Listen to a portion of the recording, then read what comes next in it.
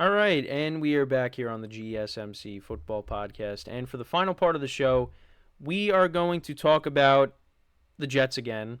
And this is regarding Nathaniel Hackett. So, supposedly, they considered hiring someone above offensive coordinator Nathaniel Hackett to run the offense because of the concerns about his ability to lead this offense effectively.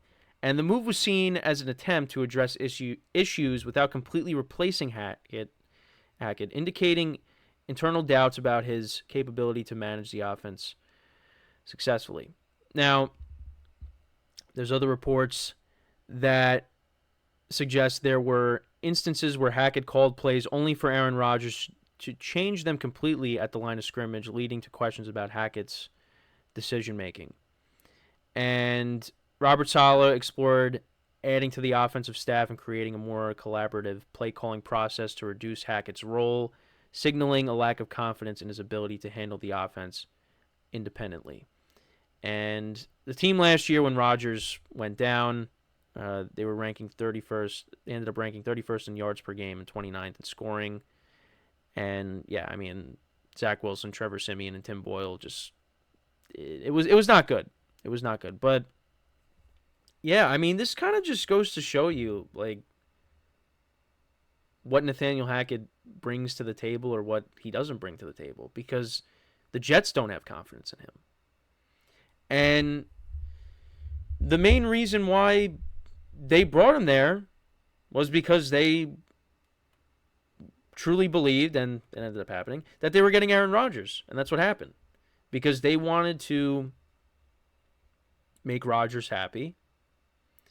And at the time, yeah, you could look at them and say, yeah, they were kind of desperate. And how could they not be? Because Zach Wilson clearly was not the answer. And it seemed like Aaron Rodgers was done with the Packers. And they said, you know what? Let's try to get this Hall of Fame quarterback in our building and be our guy for the next few seasons. So they did that. You know, that's why they got Hackett. That's why they went out and they got Alan Lazard and they got Randall Cobb. They did that because they wanted Rodgers to be happy. And last year, it 4 plays into the year and it was over. And, you know, I remember, I think I did a topic on this or at least I've said it, but yeah, when Rodgers got hurt, the Jets just had no plan. They just really did not know what to do when he got hurt. And now, like I just read to you guys, that, you know, they're trying to reduce Nathaniel Hackett's role. They just really don't think he brings that much to the table. And you go back to when he was the head coach of Denver, he didn't even make it through the whole year. The team was not good. And then you got Sean Payton coming out and saying that was one of the worst coaching jobs ever.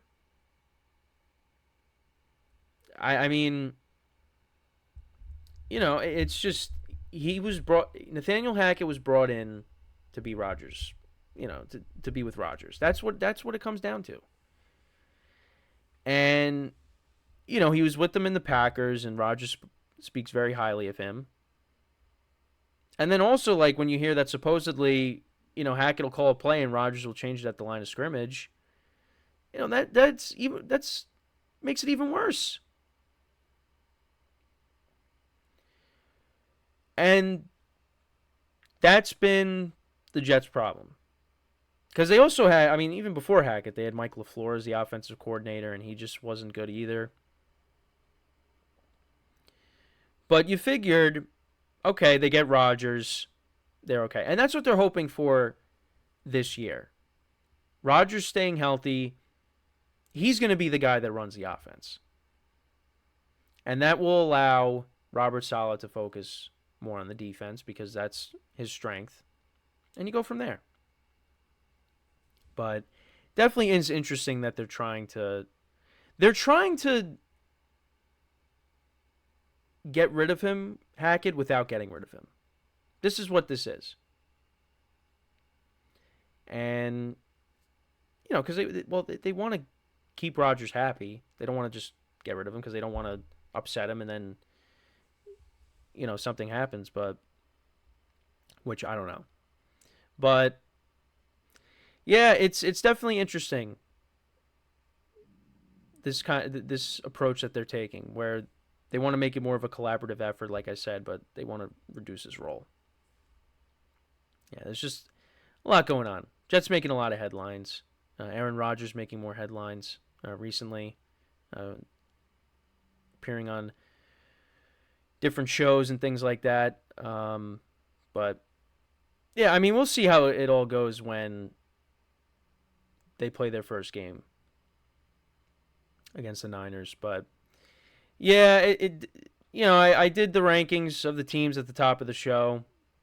Now, again, do I feel do I have full confidence that these rankings are going to be correct? No, I don't. I definitely have some doubts, but it's my opinion. So, and this is if everything goes well for the Jets, which I don't think everything is going to go well. There's going to be issues. There's going to be injuries. And, during the year, you're going to have fans complaining about some decisions made by the coaching. So, yeah, there could be some problems. But, like I said, it's a risk I'm going to take. So, but yeah, this whole season really depends on the health of Aaron Rodgers. That's really what it comes down to. And if he ends up getting hurt again, well, that's going to be a problem. Now, they do have Tyrod Taylor backing him up, who is a capable backup. They got a completely different quarterback room now. And Tyrod Taylor did win a couple of games for the Giants last year, and I thought at times did play well. So, and you got Zach Wilson out of the building, so you don't have that distraction. So even if Rodgers does get hurt, Tyrod Taylor, I think, can operate the offense. Now, I'm not saying Tyrod Taylor is going to go out there and be amazing, but Tyrod Taylor will at least give you a shot, and he'll be able to move the ball a little bit. But he also has injury concerns with himself. I mean, he's gotten hurt a lot. So, again, we'll just have to wait and see. But, yeah, definitely interesting that they're trying to reduce Nathaniel Hackett and not really make him, the main head behind the offense.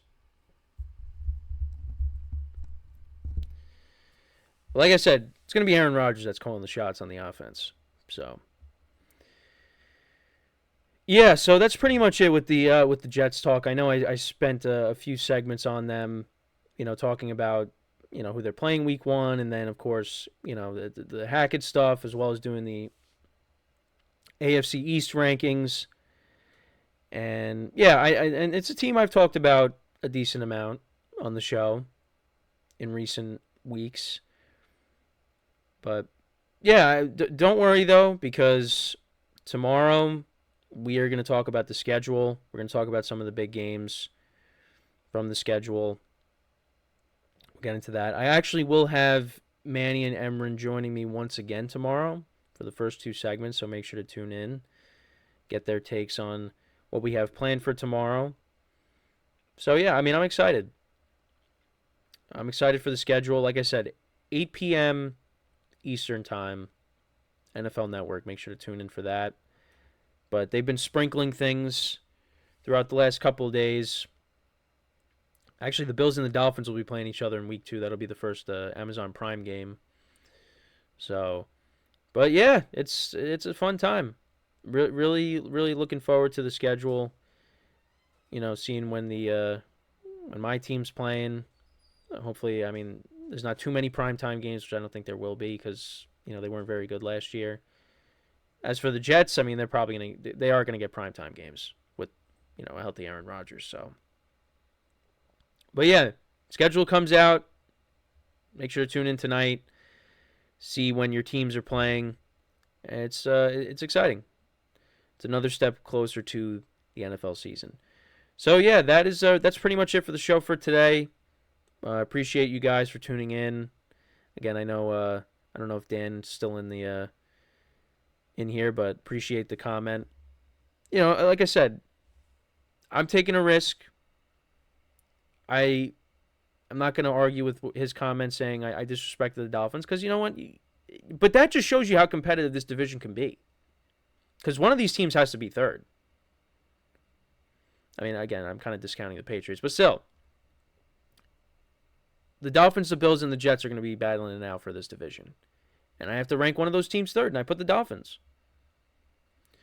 So, and you know what? The Jets, yeah, might have ranked them too high because they got concerns of their own, but that's what I did. So, but yeah, appreciate the comment. Appreciate you guys tuning in. Like I always say, make sure to tune into the other shows on the GSMC Sports Network. A lot of content coming out each day, Monday through Friday. Actually, speaking of Friday, there will be no show Friday. I know I mentioned that previously, but yeah, there will be no show Friday. So tomorrow's Thursday, basically our Friday, my Friday for this week. So, but don't worry, and actually no show Monday either.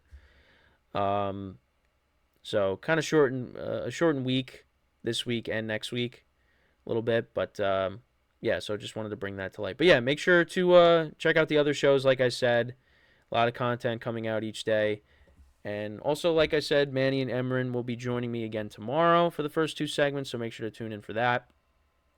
Manny, of course, the host of the Chip Shot Football Podcast, and Emran, the host of the Soccer Podcast. So, yeah, with that is all the time that we have for today. Once again, thank you guys for tuning in.